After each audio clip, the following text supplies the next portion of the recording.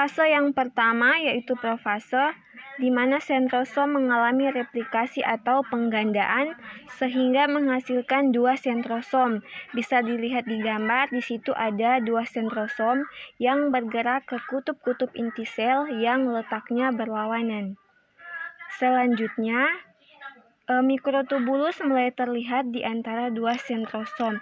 Nah, mikrotubulus ini dia membentuk seperti gulungan benang yang disebut dengan benang spindel. Jadi bisa dilihat di situ di antara dua sentrosom ada benang spindel.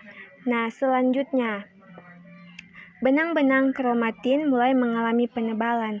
Benang-benang kromatin yang mengalami penebalan ini dia membentuk kromosom. Nah, di akhir tahap profase, nukleus dan membran inti sel mulai menghilang. Selain itu, sentrosom telah sampai di kutubnya masing-masing. Fase yang kedua yaitu metafase, di mana pada tahap ini nukleus dan membran inti sel sudah tidak terlihat.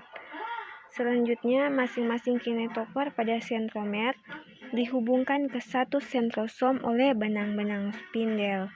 Nah, selanjutnya di sini ada pasangan kromatid yang warna merah dan yang warna biru itu merupakan pasangan kromatid. Bergerak ke bagian tengah inti sel dengan sentromer melekat atau terikat pada benang-benang spindel yang kemudian membentuk lempeng metafase. Fase yang berikut yaitu anafase. Pada tahap anafase ditandai dengan pemisahan kromatid dari bagian sentromer yang kemudian membentuk kromosom baru. Jadi perhatikan gambar ya. Selanjutnya masing-masing kromosom ditarik oleh benang-benang spindel menuju kutub yang berlawanan dengan jumlah kromosomnya sama. Dan pada tahap akhir anafase, kromosom hampir sampai ke kutubnya masing-masing. Selain itu, sitokinesis mulai terjadi. Apa itu sitokinesis? Sitokinesis itu dia merupakan fase pembelahan atau pemisahan sitoplasma, organel, dan membran seluler.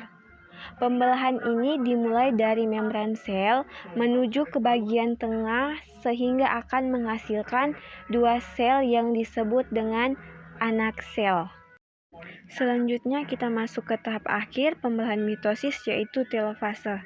Nah, pada tahap ini kromosom telah sampai di kutubnya masing-masing dan kemudian membran inti sel juga mulai terbentuk di sekitar dua kelompok kromosom yang terpisah.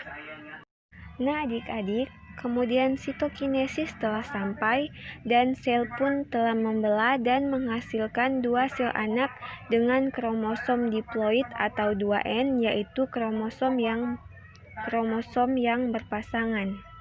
Nah, kalau kita lihat proses pembelahan mitosis ini secara keseluruhan seperti pada gambar.